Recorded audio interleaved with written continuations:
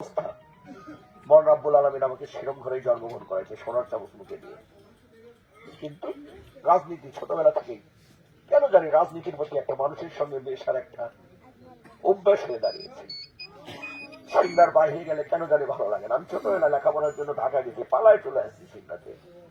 রাজশাহী ইউনিভার্সিটিতে লেখাপড়া করেছি, পালায় চলে আসছি না আমি রাজনীতি করবো, সিংড়া কলেজে রাজনীতি করবো।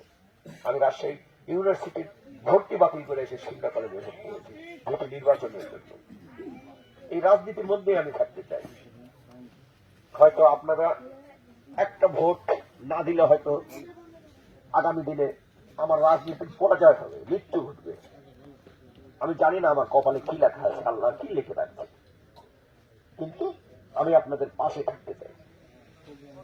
আমি আগামী 12 তারিখ আপনাদের কাছে আবারও আমি অনুরোধ করছি, আপনারা এখানে যারা শুনছেন, আমার পাশে হয়তো মা বোনেরা শুনছেন, আপনাদের সন্তান হিসেবে অনুরোধ করছি, এই 12 তারিখ আপনাদের পরিবারের ভোটগুলো দিয়ে আপনাদের প্রিয় সন্তানকে আগামী দিনে আপনাদের পাশে থাকার সুযোগ করে দিবেন।